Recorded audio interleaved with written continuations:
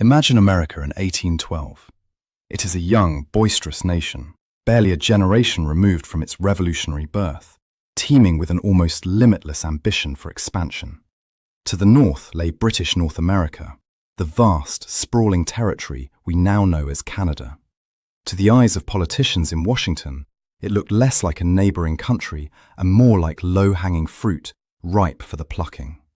They believed victory was all but assured. Thomas Jefferson himself famously declared that the conquest of Canada would be a mere matter of marching. But history has a way of upending the most certain of predictions. What if I told you that this seemingly inevitable annexation was stopped cold, not just by defensive grit, but by a series of audacious, high-stakes counterattacks that completely flipped the script on the invaders? Prepare to step back into a forgotten theatre of war, where a grossly outnumbered collection of professional soldiers, local militia, and indigenous warriors pulled off one of the most stunning reversals in military history, securing the future of a nation that was never supposed to exist. To understand how close Canada came to being extinguished, we must first grasp the sheer scale of the disparity between the belligerents. In 1812, the United States boasted a population of roughly 7.5 million people. British North America, split between Upper and Lower Canada, held perhaps 500,000 souls. The arithmetic of war was brutally simple. The Americans had the manpower, the resources, and the initiative. The timing seemed perfect for the Americans. Great Britain was locked in a titanic, existential death struggle against Napoleon Bonaparte across the Atlantic. The British Army was stretched to its breaking point, fighting on the Iberian Peninsula, and the Royal Navy was fully committed to blockading Europe. The last thing London wanted, or could afford, was another war on a distant frontier. The defence of Canada was, by necessity, an afterthought, driven by a complex mix of grievances, including British maritime restrictions that choked American trade, the impressment of American sailors into the Royal Navy, and a fervent belief in manifest destiny, the idea that the entire continent was destined to be American territory. President James Madison signed the declaration of war in June 1812. The American grand strategy was fundamentally sound on paper. They planned a three-pronged invasion designed to slice through the lengthy, undefended border. One army would strike in the west from Detroit, another would cross the Niagara River in the center, and a third would push up the Lake Champlain corridor toward Montreal in the east, aiming to sever the crucial St. Lawrence River lifeline that connected the interior to the Atlantic. The prevailing assumption in Washington was that the diverse population of Canada would welcome the American army with open arms. They believed the French Canadians in Lower Canada, conquered by Britain only 50 years prior, chafed under British rule. They also assumed the many recent American immigrants who had settled in Upper Canada for cheap land would instinctively side with their former countrymen. The invasion was billed not as a conquest, but as a liberation. This supreme overconfidence manifested immediately. In July 1812, American Brigadier General William Hull led his army across the Detroit River into Canadian territory, marking the first major act of the war. Hull, an aging veteran of the Revolution, immediately issued a pompous proclamation to the inhabitants of Canada. He promised them peace, liberty, and security if they remained neutral, but threatened a war of extermination should they dare to fight alongside the British savages, referring to the indigenous peoples. It was a moment of supreme hubris. The American Colossus had stepped over the line, expecting immediate capitulation. Instead, they found a very different reality waiting in the woods and along the waterways of the northern frontier. The mere matter of marching was about to become a desperate fight for survival. To understand why the American invasion stalled so spectacularly, we have to look closely at who was actually standing in their way. The defense of this massive border fell primarily to a terrifyingly small number of men. In all of Upper and Lower Canada, there were fewer than 6,000 British regulars. These were the men of the 41st and 49th Regiments of Foot, Career soldiers who wore the king's red coat not as a costume, but as a statement of professional intent. While the American forces were often composed of hastily raised militia, farmers and shopkeepers with little training and often even less discipline, the British regulars were a different breed entirely. Hardened by drill and discipline, they were the steel spine of the defence. They operated with a mechanical precision that unnerved their opponents. But 6,000 men scattered across 1,000 miles of wilderness is a pitifully thin line. They could not be everywhere at once. They needed to move, and they needed to move fast. This is where the geography of the war becomes a character in its own right. Before the era of railroads or reliable highways, the only way to move armies and heavy cannons through the dense Canadian forests was by water. Control of the Great Lakes was not just an advantage, it was a necessity. In 1812, the British Provincial Marine, a small, cobbled-together naval force, held a tenuous mastery over these waters. This allowed the British to shift their meagre forces rapidly from one crisis point to another, often arriving days or weeks before the Americans expected them. But resources and geography mean nothing without leadership.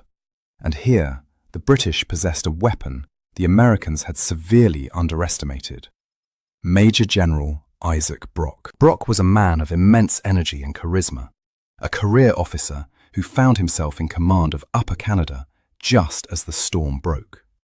His superior, the Governor-General George Prevost, was a cautious administrator who ordered a strictly defensive strategy. He wanted to preserve troops and avoid provoking the Americans further. Brock, however, understood something crucial about the psychology of this war. He knew that a passive defense would look like weakness to the wavering Canadian population and, more importantly, to the indigenous nations whose support was vital. Brock decided to ignore his orders. He chose to attack. His first move was to secure an alliance that would terrify the American command. He met with Tecumseh, the visionary Shawnee leader, who was attempting to unite the indigenous tribes into a great confederacy to stop American expansion. The two men, coming from vastly different worlds, recognized in each other a kindred warrior spirit. Tecumseh reportedly said of Brock, "This is a man." Together, they hatched a daring plan to strike at General Hull's army at Detroit. The campaign for Detroit in August 1812 is a masterclass in psychological warfare. Brock arrived with a small force of regulars and militia, vastly outnumbered by Hull's entrenched army inside the fort. But Brock and Tecumseh knew their enemy. They knew General Hull was terrified of indigenous warfare and prone to panic. Brock orchestrated a theatre of deception.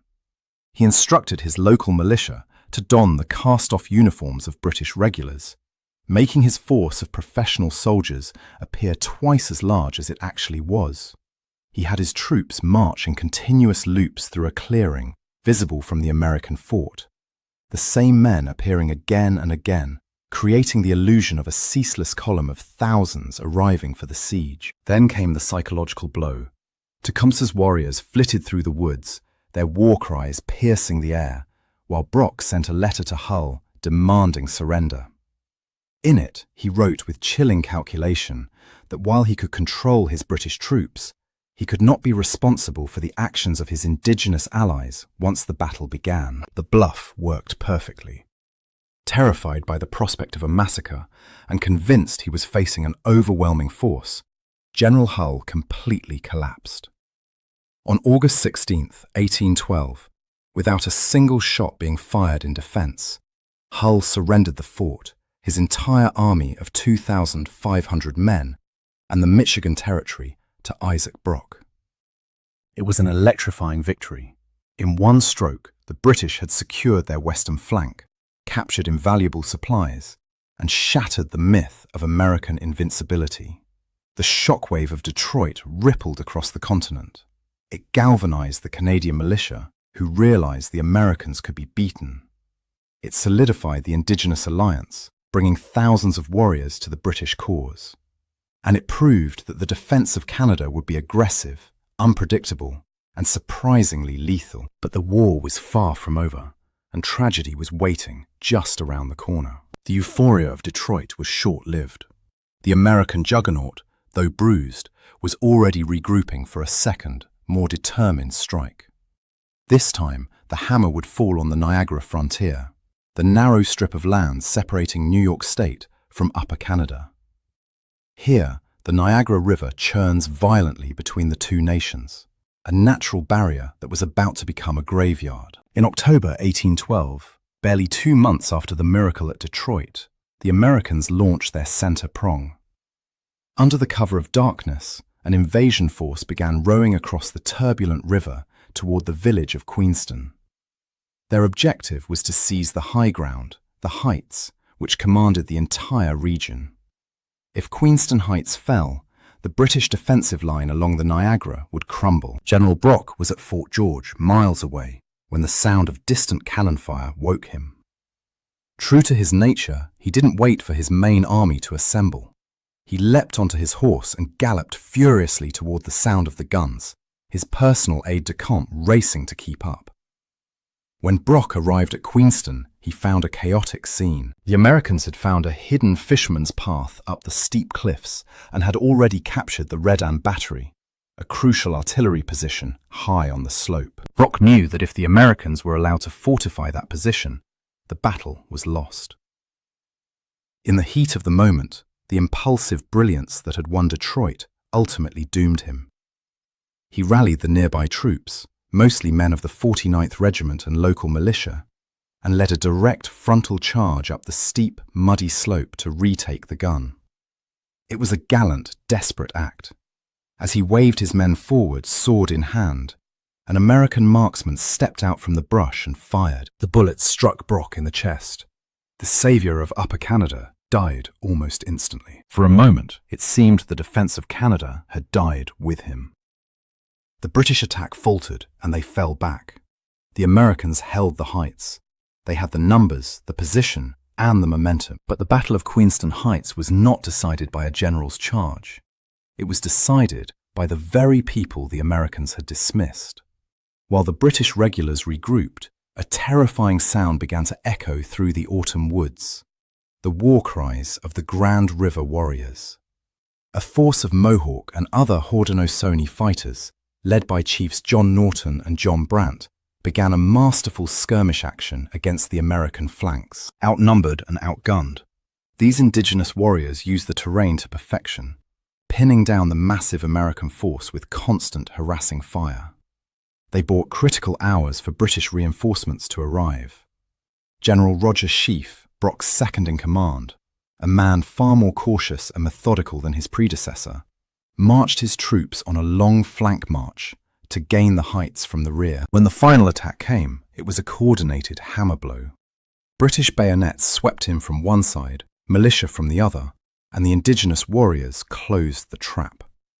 The American invaders, trapped against the precipice of the Niagara Gorge, with the roaring river hundreds of feet below, panicked. Some threw themselves over the cliffs to their deaths, rather than face the scalping knife they so feared. Over 900 Americans surrendered. The invasion had been crushed, but the cost was astronomical. The British had lost their most charismatic leader. The victory at Queenston Heights proved that the regulars, militia, and indigenous allies could fight as a cohesive unit, but it also signaled a darker turn in the war. The initial chivalry was fading. The conflict was becoming a grinding, bloody stalemate where no quarter would be asked and none given. As 1813 dawned, the Americans, stung by repeated humiliations, began to learn from their mistakes. They realized that to take Canada, they didn't just need to march, they needed to bleed. And the bloodiest days were yet to come. By late 1813, the American strategy shifted its focus to the jugular. They realized that pecking away at the edges in Detroit or Niagara was futile if the head remained intact. The head was Montreal. If the Americans could capture Montreal, they would choke off the St. Lawrence River, severing the supply lines between the Atlantic Ocean and the Great Lakes. The entire British defense in the interior, starved of ammunition and reinforcements, would wither and die. To deliver this death blow, the United States assembled its largest invasion force yet. A massive pincer movement was devised. One army would sweep down the St. Lawrence, while another, consisting of over 4,000 men under General Wade Hampton, would march north from Lake Champlain. The American command was banking on a crucial socio-political assumption. They believed that the French Canadians, the habitants, who lived in Lower Canada, modern-day Quebec, had no loyalty to the British Crown. Why would they fight for a Protestant king who had conquered their ancestors only 50 years prior? The Americans expected them to stand aside, or better yet, join the revolution. They were about to be proven wrong, not by British redcoats, but by a man named Charles de Salaberry and his voltigeurs. De Salaberry was a French-Canadian aristocrat who had served in the British Army across the globe. He returned home to raise a unit of light infantry, the Canadian voltigeurs, composed entirely of French-Canadian volunteers. These were men who knew the forests, knew the rivers, and were fighting not just for a king across the ocean, but for their own distinct culture, their Catholic faith, and their land, all of which they feared would be swallowed by the Protestant, English-speaking American Republic. In October 1813, General Hampton's massive American army crossed the border, moving sluggishly through the dense woods along the Chateauguay River. Blocking their path was de Salaberry, with a motley force of roughly 1,600 men, mostly voltigeurs, fencibles, and indigenous warriors.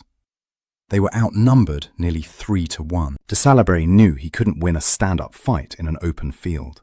So he turned the landscape into a weapon. He chose a choke point where the river curved, creating a narrow corridor through the forest. There, his men constructed an abattis, a terrifying tangle of felled trees with sharpened branches pointing toward the enemy, effectively creating a wooden wall across the road. When the Americans attacked on October 26th, the forest exploded.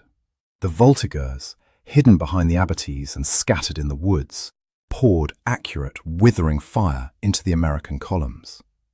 The Americans, confused by the dense terrain and the smoke, couldn't see their enemy.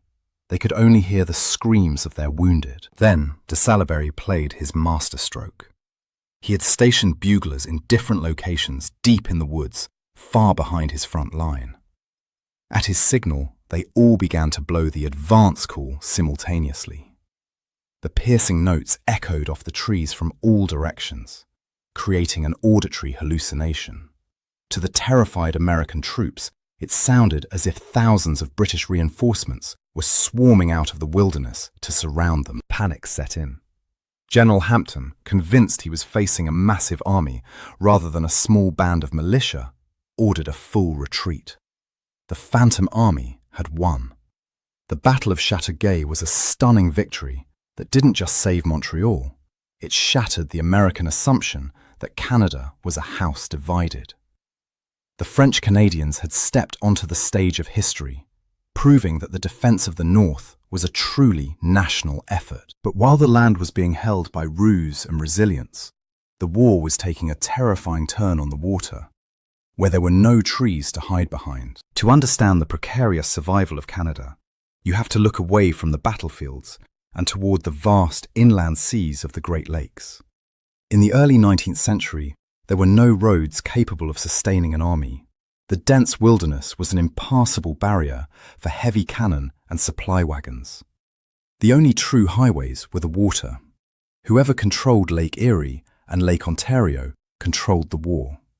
If the British lost the lakes, their armies in the West would starve, and their indigenous alliances would crumble. What followed was one of the most frantic and surreal arms races in history. In remote backwaters like Kingston and Sackett's Harbour, shipwrights waged a war of sawdust and iron. Both sides worked through the brutal Canadian winters, frantically chopping down green timber to build massive warships. It was a contest of speed. Whichever side could launch a bigger ship with more guns first would dominate the season. For the first year of the war, the British Provincial Marine held the edge. But the Americans, with their superior industrial base, began to catch up. In September 1813, the crisis reached a breaking point on Lake Erie. The American Commodore Oliver Hazard Perry constructed a fleet seemingly out of thin air and challenged the British squadron.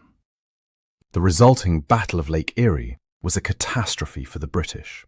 In a brutal, close-range pounding match, the entire British squadron was captured.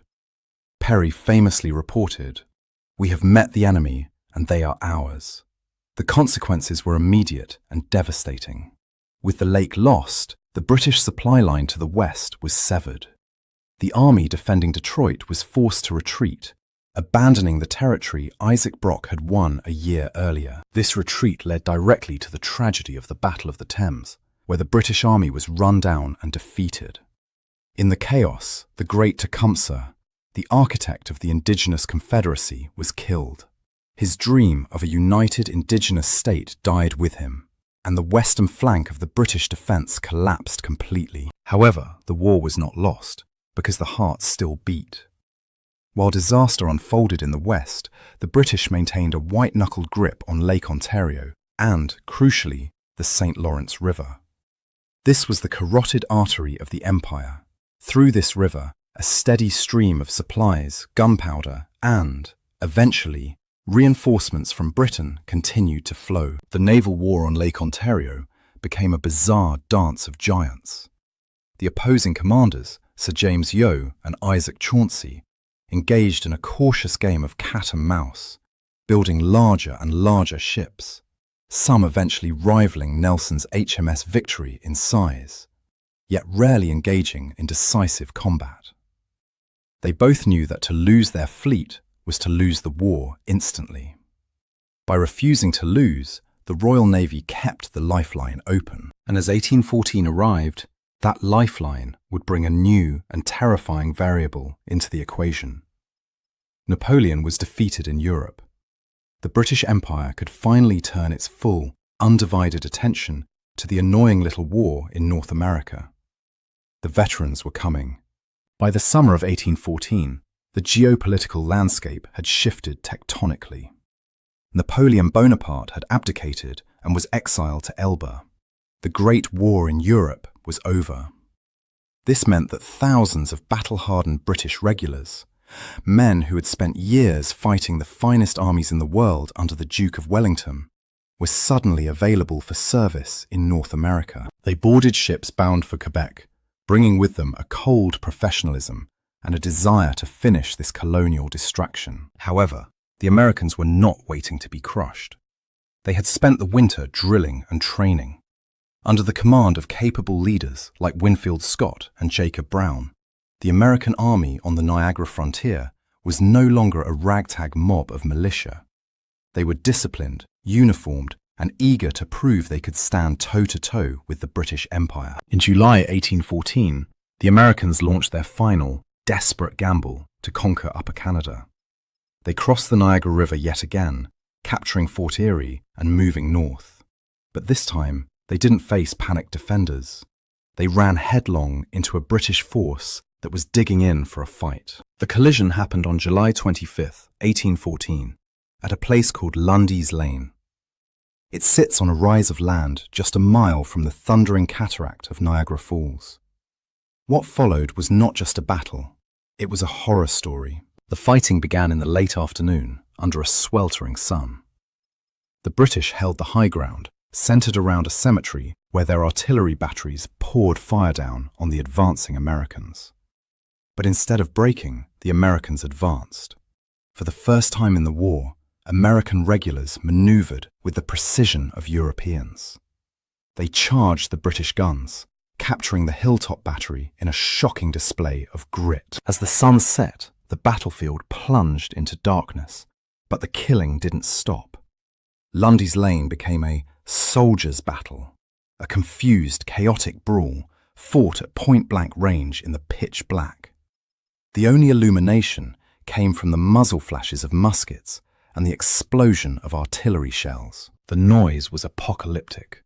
The roar of musketry was constant, but underneath it all was the ceaseless, low-frequency rumble of Niagara Falls, vibrating through the ground and the bodies of the men. Smoke hung heavy in the humid air, choking the combatants until they could barely breathe. Confusion reigned supreme. In the darkness, units became intermingled. British officers accidentally shouted orders to American troops. American platoons stumbled into lines of British bayonets. It was a slaughterhouse. Men fired at shapes in the gloom, often killing their own comrades. The British counterattacked again and again to retake their guns, clashing bayonet against bayonet over the graves of the cemetery. The fighting continued until midnight, an almost unheard-of duration for the era. By the time the firing died down, both armies were exhausted, dehydrated, and shattered. The casualties were horrific. Over nearly 900 men on each side were killed, wounded, or missing. Tactically, the battle was a confused stalemate. The Americans withdrew from the hill, leaving the British in possession of the field, simply because they had no water and no ammunition left. But strategically, Lundy's Lane was the turning point. The American army had been bled white. They had thrown their best punch with their best troops, and the British line had bent, but it had not broken. Broken and demoralized, the American invasion force retreated back to the stone walls of Fort Erie. They would never threaten the interior of Canada again. The dream of a quick conquest had ended in a cemetery in the dark. The invasion was effectively over. But the war had one final, brutal lesson to teach. A lesson about the futility of vengeance and the resilience of a people pushed to the brink. Following the carnage at Lundy's Lane, the battered American army withdrew into the strong defences of Fort Erie. The British, sensing blood, followed them and laid siege. What ensued was a wet, miserable, and ultimately futile struggle in the mud. For weeks, the two sides pounded each other with artillery. The British attempted a disastrous night assault that ended in a massive accidental explosion, killing hundreds of attackers in seconds. It was the final, gory spasm of the Niagara Campaign. By November 1814, with winter closing in, the Americans realized the futility of their position. They had no hope of advancing further into Canada. In a final act of defiance, they blew up Fort Erie, destroyed the fortifications, and crossed the river back to American soil. The last American boot had left Canadian ground. The invasion was officially defeated. But while the guns fell silent on the northern frontier, the war had mutated into something else entirely.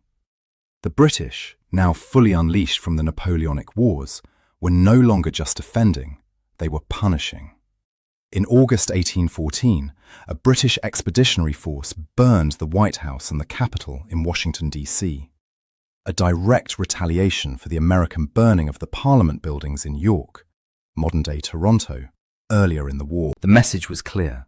The young republic was vulnerable, and the cost of their aggression was coming home. Yet, despite these dramatic raids, the war had reached a stalemate. The British public, exhausted by decades of war with France, had no appetite for a prolonged conquest of America. The American economy was in ruins due to the British naval blockade. Both sides wanted out. On Christmas Eve, 1814, in the neutral city of Ghent, Belgium, British and American diplomats signed a peace treaty. The terms were remarkably simple.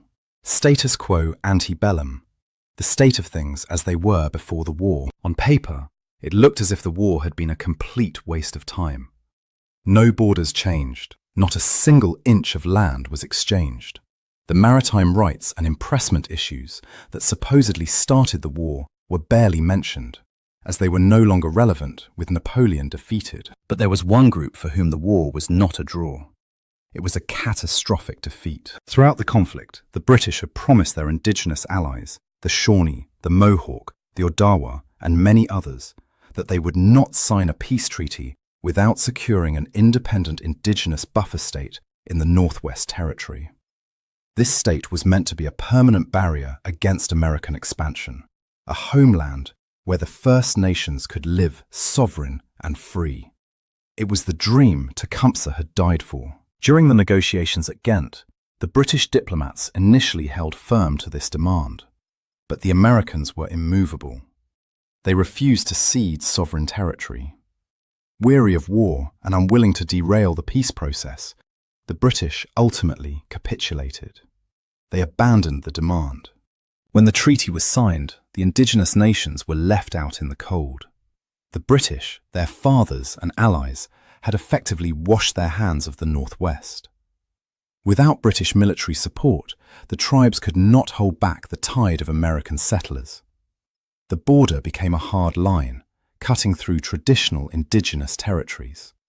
The alliance that had saved Canada in its darkest hour was dissolved with a stroke of a pen in a European palace. For the Americans, the war became a second war of independence, celebrated for victories like the Battle of New Orleans, fought tragically after the peace treaty was signed. For the British, it was a forgotten skirmish, a footnote to the Napoleonic saga. But for the people of British North America, the war was everything. They had faced a colossus and survived. They had seen their farms burned and their friends killed, but they had not been conquered. As the smoke cleared, the residents of Upper and Lower Canada looked at each other and realized something profound. They were not Americans. They were not just displaced Britons. They were something else. Something new was beginning to take shape in the northern snows. A national identity forged in the fire of defense. In the years that followed the War of 1812, a comfortable myth began to take root in the Canadian consciousness. It was a story told around hearths and in schoolrooms, a narrative that would define the nascent nation for a century. It was called the militia myth. The story went that the invasion was repelled not by the professional soldiers of the British Empire, but by the pluck and determination of the common Canadian farmer, the citizen soldier who grabbed his musket from above the mantle to defend his home against the foreign aggressor. While romantic, this was only half the truth. As we have seen, without the steely discipline of the British regulars and the terrifying effectiveness of the indigenous warriors, the militia would have been swept aside in weeks. But myths serve a purpose. This story gave the scattered, disparate colonies of British North America a unifying legend. It told them that they were tough, that they were loyal, and most importantly, that they were distinct from their noisy Republican neighbours to the south. The war cemented the existence of Canada. Before 1812, it was entirely possible, perhaps even probable, that the colonies would have eventually drifted into the American orbit through simple economic and cultural gravity. The invasion changed that trajectory forever. It drew a line in the sand, or rather, a line through the Great Lakes and the 49th parallel that became indelible. The violence of the war forced the inhabitants to choose a side, and in choosing to fight, they chose to be Canadian. This unity was not just between the colonies, but within them. The war saw English-speaking loyalists fighting alongside French-speaking voltigeurs. At the Battle of Châteauguay, French Canadians proved definitively that they were not merely conquered subjects of the British Crown, but active defenders of their own land. It was the first time that the two solitudes of Canada, English and French, bled together for a common cause. It was an imperfect union, fraught with future tensions, but it was a start. The tragedy, of course, lies in those who were written out of the story. For decades, the crucial contributions of Tecumseh and the indigenous nations were marginalized, treated as a colorful footnote rather than the strategic keystone they were. It is only now, centuries later, that we are fully reckoning with the debt Canada owes to the First Nations, a debt paid in blood and betrayal. Today, the border between Canada and the United States is the longest undefended border in the world. It is a testament to 2 centuries of peace and friendship. But if you walk the quiet fields of Queenston Heights, or stand on the banks of the Châteauguay River, or look out over the misty waters of Lundy's Lane, you can still feel the echoes of that desperate struggle. You can imagine the redcoats standing shoulder to shoulder in the gloom. You can hear the war cries in the woods and the roar of the cannons shaking the earth. You can see the shadow of Isaac Brock charging up the hill, and Tecumseh vanishing into the trees. The Americans came to conquer a colony. Instead, they inadvertently forged a nation. The mere matter of marching turned out to be the crucible in which the soul of Canada was cast. And that, perhaps, is the greatest irony of the War of 1812. By trying to erase the border, the United States ensured that it would last forever. If you enjoyed this deep dive into the forgotten battles that saved Canada, please hit that like button. It really helps the channel. What do you think was the most pivotal moment of the war? Was it Brock's bluff at Detroit, or the stand at Lundy's Lane? Let me know in the comments below. And if you want to join us for more expeditions into military history, make sure to subscribe and ring the bell so you never miss a video. Thanks for watching.